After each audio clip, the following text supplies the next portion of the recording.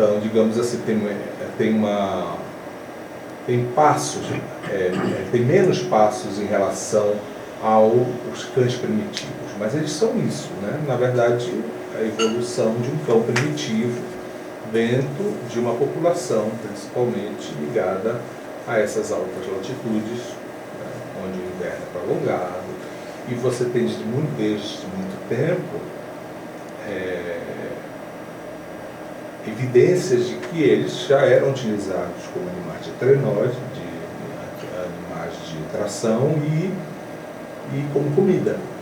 Aliás, os cães foram um prato predileto de várias populações.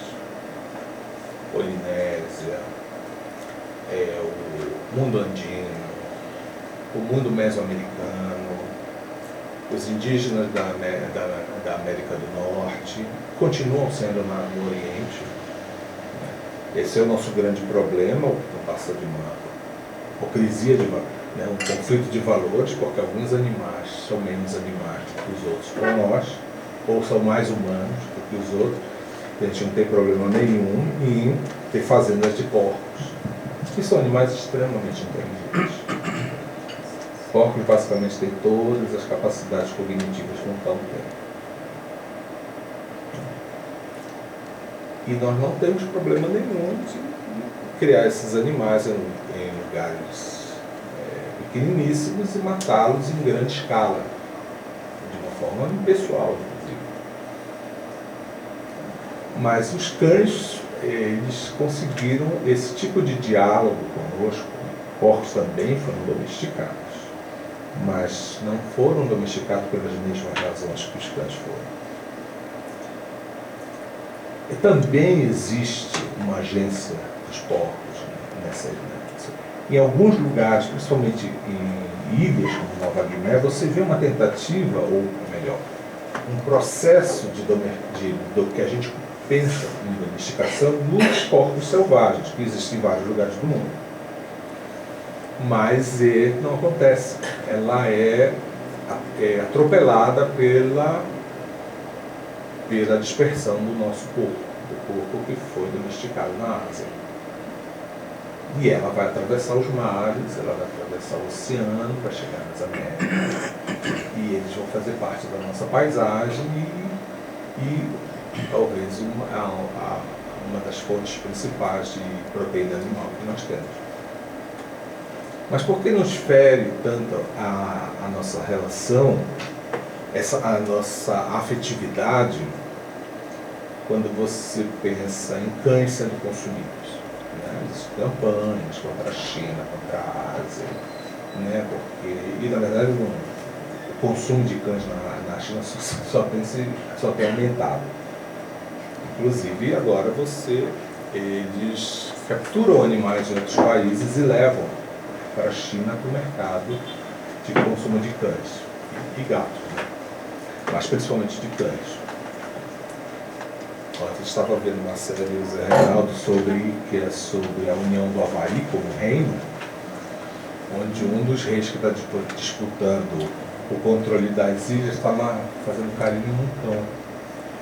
E ele disse, pode levar se ele com batata doce, que fica uma delícia. Você está achando que você está vendo uma cena de carinho, de companheirismo, e na verdade ele estava ali avaliando se o cão estava gordinho ou não. A gente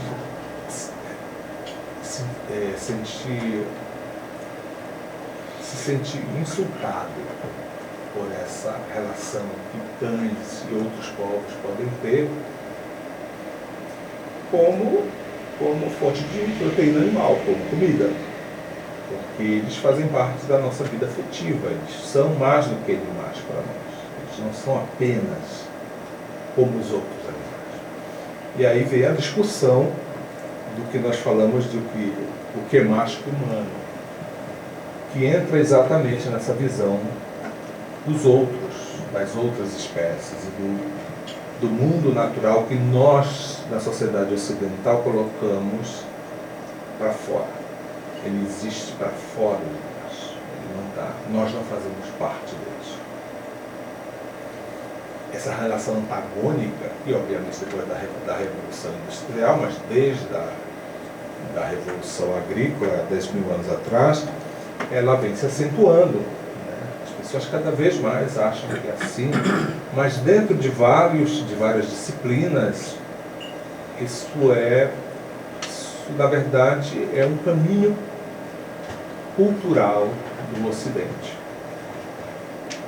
Mesmo nas sociedades onde a China é uma sociedade onde você vê que os animais são objetificados rapidamente, que a relação deles com os ecossistemas selvagens, ela passa a ser uma questão de Estado. O Estado precisa de áreas para cultivar. Eles vão derrubar tudo, né? Vão matar tudo. Isso existem papéis de Estado onde os políticos e o imperador falam que as feras das florestas precisam ser destruídas. E a medicina chinesa está coalhada de ingredientes que vêm de todas as partes dos animais. Vocês podem imaginar, hoje é um problema para nós, porque nossas onças estão sendo mortas não só pelo avanço da agricultura ou pelo esporte, mas porque elas produzem partes que antes eram tiradas dos tigres, que tem um número mínimo na Ásia, estão cada vez mais protegidos, principalmente na Índia. E aí eles passaram para os leopardos e os leões na África. A população de leopardo na Ásia não é tão grande, e de leão, coitado, então 1000 e pouco que sobraram ali um pedacinho do Rajastão. E então eles foram para a África atrás dos leões e dos leopardos, e agora eles estão aqui. Então, muita onça que é morta por aí, ela é exportada, os dentes e órgãos dela são exportados para a China, porque eles, na verdade, é um pedaço daquele animal que para eles emana determinados elementos de cura. Então, essa relação, ela é, na verdade, uma relação, ou pelo menos desse processo maciço de objetificação do outro animal, ela talvez seja muito mais uma relação de exceção do que uma relação de uma norma. E quando você vai e procura todos os povos não ocidentais, os povos que viveram dentro dos grandes impérios, orientais ou ocidentais, e que foram, de certa forma, tiveram uma certa atenção nos últimos 2 séculos, inclusive pelo seu desaparecimento rápido, essa relação não existe. Nos povos da Amazônia isso é muito claro. Nos povos das Américas isso parece muito claro. Então, o impacto entre essa visão de mundo europeia, que não esconde também essa relação afetiva com o outro animal, mas que, de uma certa forma, o coloca de maneira completamente inferior a si, ela não é compartilhada em nenhum lugar do continente americano, é o que tudo parece. Isso é uma descoberta do século XX, da década de 90, e contaminou, não digo contaminou uma palavra forte, mas que se espalhou rapidamente, não só pelas ciências sociais, como agora pelas ciências naturais. Existem muitas pessoas que estão procurando encontrar nos animais essa agência como o elo perdido de uma série de processos, inclusive de colonização de ambientes urbanos. Isso é, os problemas que nós temos hoje em dia não são só os problemas que nós criamos para nós, isso também são problemas ligados à agência dos animais. Muitos modelos não funcionam porque eles não levam em conta essa agência. Então, o modelo matemático está ótimo, mas aí você coloca, projeta ele lá para aquela população de animais e tem alguma coisa faltando. Tem um aspecto da previsão ali que não bate. Isso saiu agora num trabalho recente, onde estudaram uma população de gatos em Los Angeles, e as pessoas consideraram, só conseguiram entender o que estava de errado quando eles foram ver a interação direta dos gatos com as pessoas. E eles viam que existia algum probleminha que eles não estavam entendendo. E os gatos faziam determinadas escolhas que não eram previsíveis em relação a essas variáveis que você estudava. E isso está se repetindo em vários lugares. No momento em que você parte ou quebra esse vidro de distanciamento com o outro animal, você entende que tem uma agência. Que é um problema sério para quem tem laboratório, você não pode chamar pelo nome, né? Os animais têm números. Se você chamar pelo nome, vai ter alguém tendo uma crise histérica. Quando o ratinho for sacrificado, né? Quando o cachorrinho for sacrificado. Então isso é um problema. Eu já ouvi de vários colegas meus, olha, na hora de matar o bicho, a criatura entrou em colapso. Porque isso é inerente da nossa parte. Nós também os vemos como outros. A gente criou um artifício cultural para distanciar essa relação. Como eu falei, com cães, isso é óbvio. A tendência cada vez mais é que cães, grandes primatas de uma maneira geral, deixam os grandes laboratórios. Né? Alguns anos atrás, quem não se lembra do resgate dos beagles?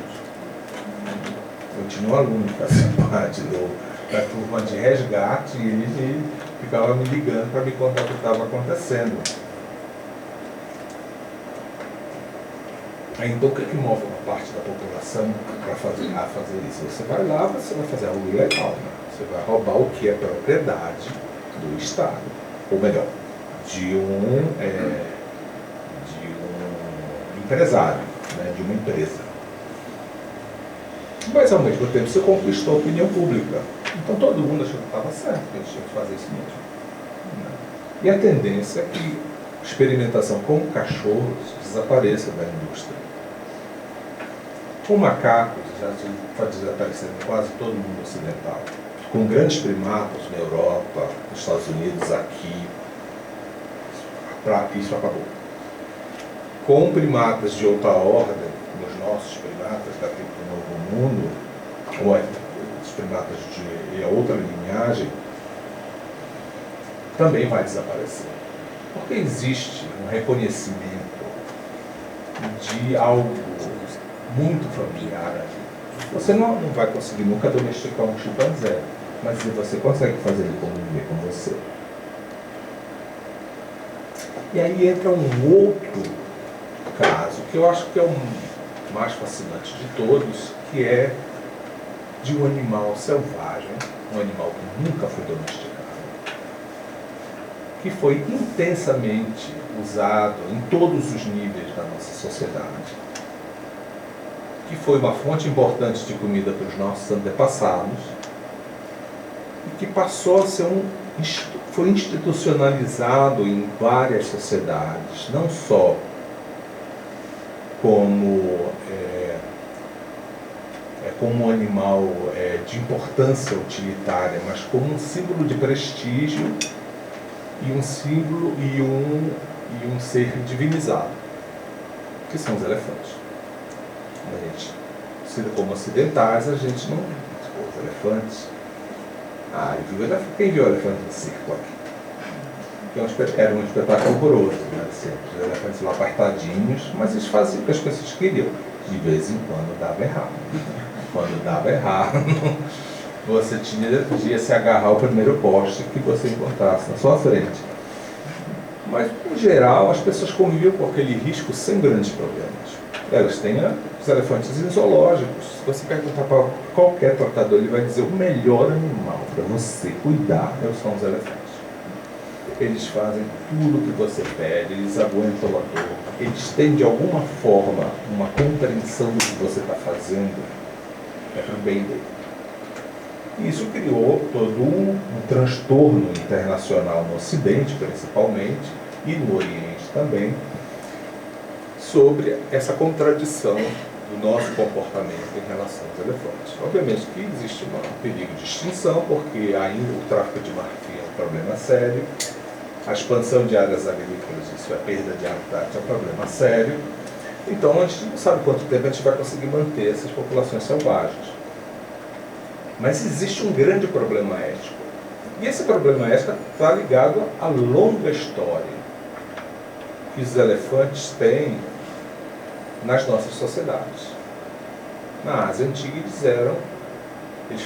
eles foram literalmente institucionalizados, eles faziam parte do que os reis chamavam do aparato da governança. Então, em cada tratado de boa governança, quando um rei falava sobre tudo que ele queria fazer e que ele achava que era bom para o reino ou para o império, existia um lugar especial para os elefantes. Elefantes têm que ser usados assim, assim, assado. Esses elefantes não podem ser levados à guerra, esses outros elefantes podem. Elefantes que se comportam dessa maneira ou de outra precisam ser colocados, não podem ser utilizados na guerra, porque são imprevisíveis demais. Isso se espalhou, inclusive, pelo Ocidente, durante o período helenístico, porque todo rei helenístico queria ter uns elefantinhos para pintar e ir para a guerra. Eles eram o símbolo da guerra. E a gente conhece mais pelo famoso episódio dos elefantes de Cartago, que cruzaram o Atlântico, e depois dos Alpes. A gente não sabe que muito pouco chegaram vivos à Itália, mas os poucos que chegaram vivos aterrorizaram a Itália inteira. Era o que eles faziam com os elefantes, era uma arma de terror e destruição. E isso foi usado em larga escala em todo o Sudeste Asiático. Não na China, interessantemente. A China levou quase todos os seus elefantes à extinção muito rapidamente e não os considerava algo útil para o aparato militar do Estado. Mas na Índia a coisa foi diferente. E no Sudeste da Ásia. E aí entram dois aspectos interessantes. Um que está ligado ao papel dos elefantes e a uma necessidade que esse papel tinha, que era de preservação das florestas. Porque os elefantes não são domesticados. E um elefante tem uma longa infância. Um elefante de guerra chega no ponto deles realmente começar a passar por um treinamento, digamos, de pele, com 20 anos. Imagina que era você que tentar criar um elefante durante 20 anos até que ele se tornasse, e daí nem sempre conseguiam, uma arma de guerra. Então, as grandes fontes desses elefantes eram as grandes florestas da Índia. E essas florestas passaram a ser protegidas pelos reis. Enquanto as florestas da China desapareciam rapidamente, as da Índia e do Sudoeste Asiático como um todo,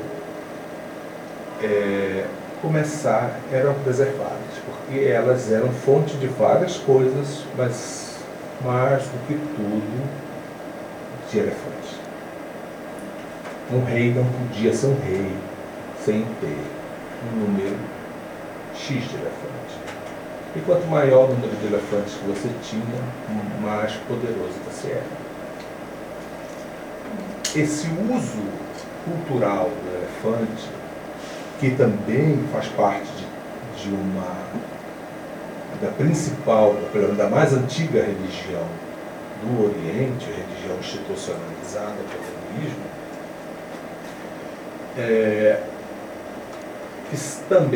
que diviniza o elefante, os seus livros sagrados, os primeiros livros sagrados. Então o elefante, ele ocupa basicamente todos os segmentos da vida humana, porque ele vai ser um animal, ele é um ser divino, ele é uma arma de guerra, ele é um animal importantíssimo de tração. Ele vai ajudar você, os asiáticos, a construir aqueles templos extraordinários. Nas paredes de Angkor, que é a grande capital do Império do Camboja, você vê os elefantes trabalhando, carregando rochas, levando madeira pelos pântanos, porque existiam lugares que só eles conseguiam chegar.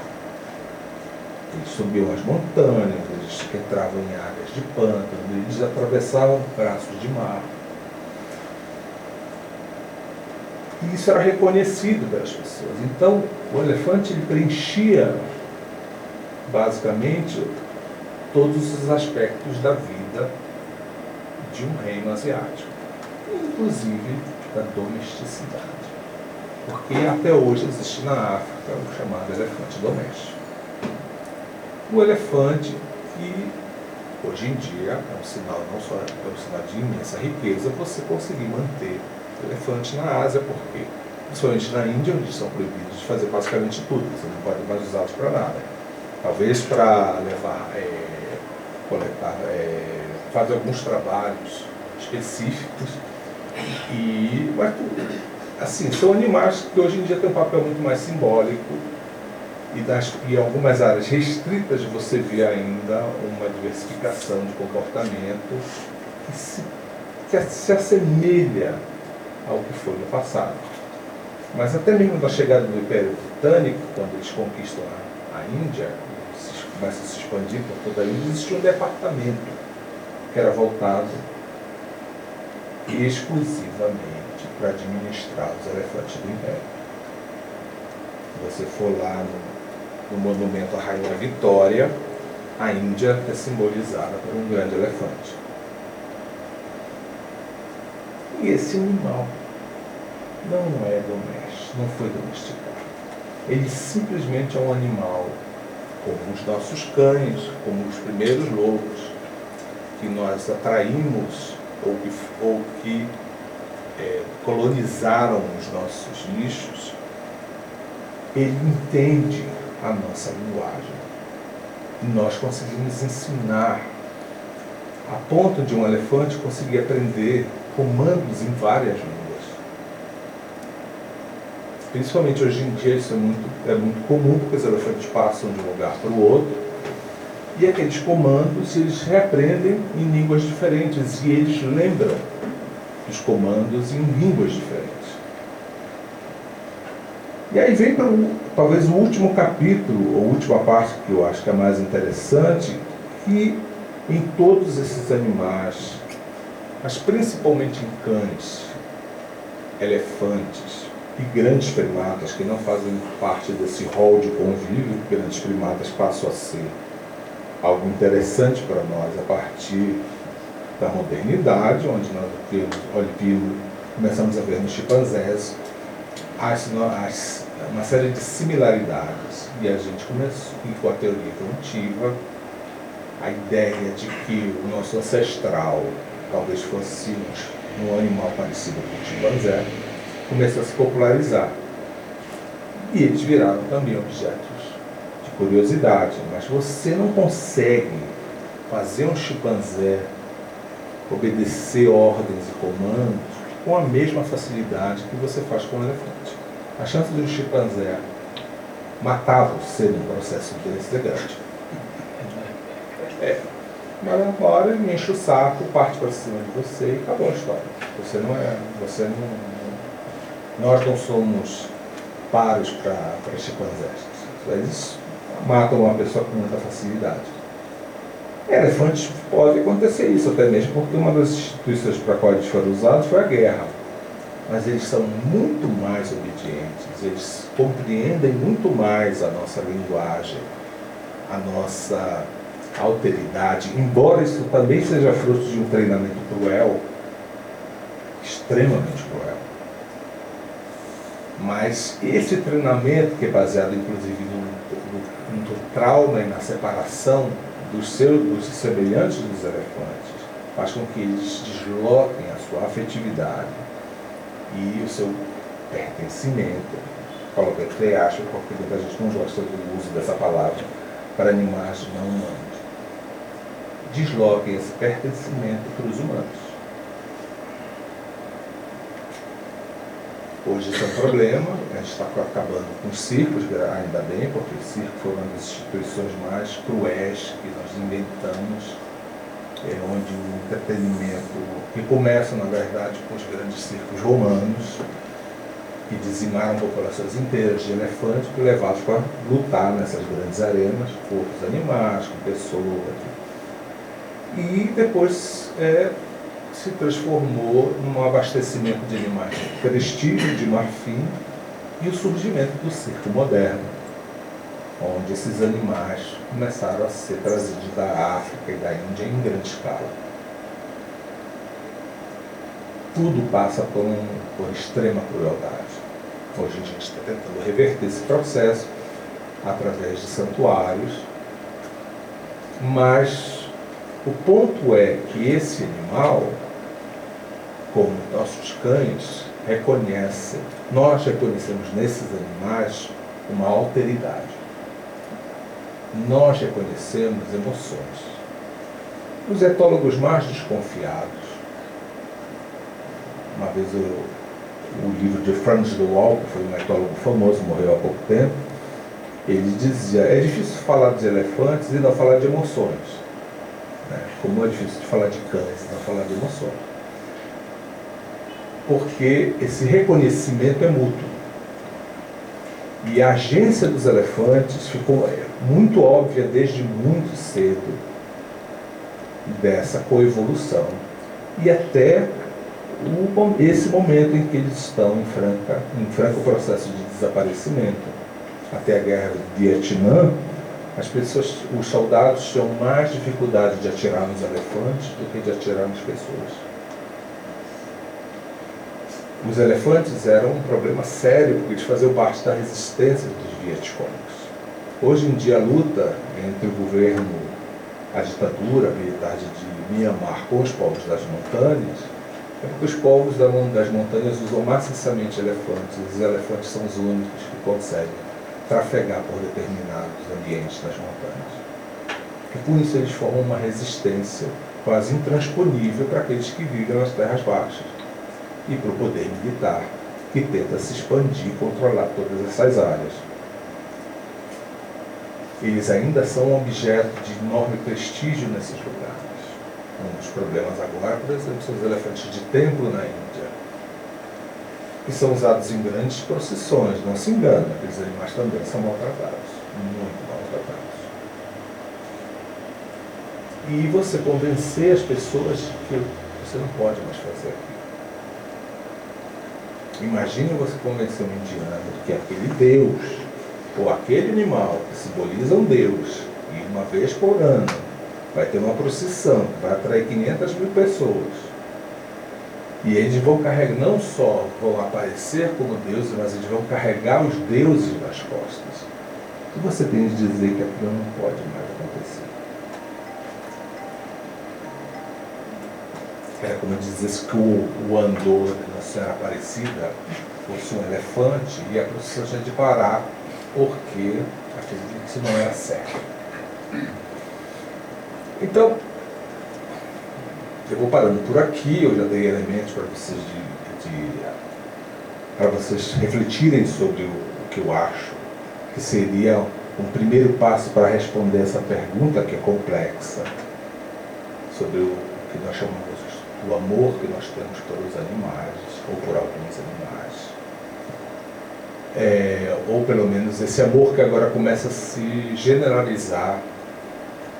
A ideia de que isso é algo ligado à ética moderna e que na verdade faz parte de uma história da nossa espécie, uma história muito longa, que começa com a nossa espécie, no momento em que a gente pensa naquele primeiro Homo sapiens que consegue reconhecer um ao outro, pensar a alteridade do outro e também vai pensar a alteridade dos animais. É isso.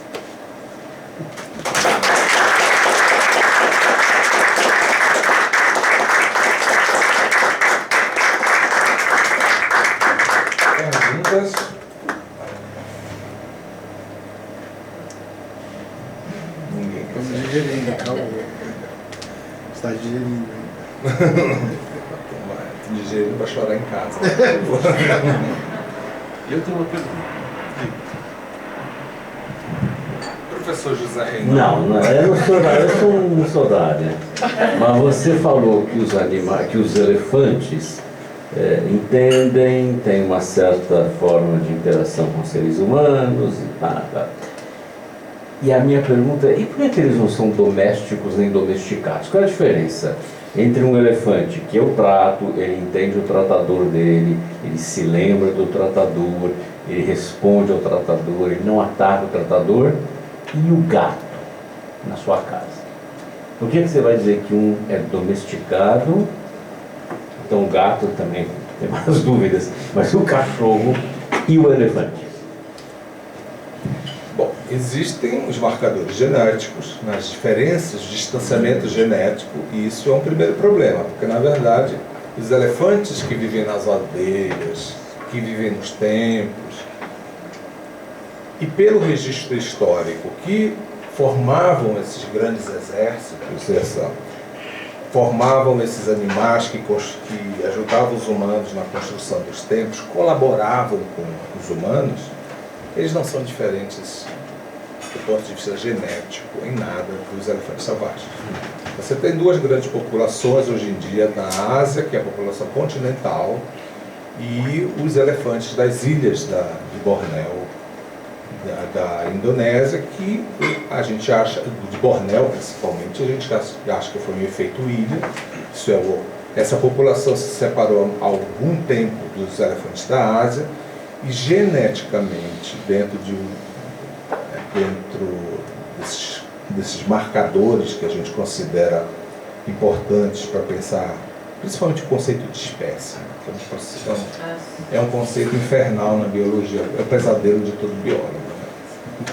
Isso está mudando toda hora e a genética avançou rapidamente. Muitos acham que você tem de continuar incluindo aspectos morfológicos comportamentais, mas como diz, cada paper que sai sobre isso só complica mais a vida da gente. Mas eles não são nem morfologicamente, nem geneticamente diferentes dos outros animais, das populações selvagens. E eles não foram o único lugar onde se ouviu falar, uma tentativa de você criar um programa, digamos assim, um grande plano de domesticação, foi durante o Império Mogol, que dominou a Índia durante 300 anos, que foi um império riquíssimo, poderosíssimo, foi um império que os britânicos tiveram de lutar quando chegaram lá. Ele já estava em declínio, onde Akbar, o nosso saudoso e falecido Akbar, o Grande, que foi um dos principais imperadores mogóis, ele tinha um programa que ele achava, ele era gagá para elefantes. Ele é completamente gagá. Ele inventou os elefantes blindados. É o que tem no canhão também, não? Não, o canhão já eles começaram nos impérios, na verdade, os sultanatos islâmicos. Mas o canhão ele existe do século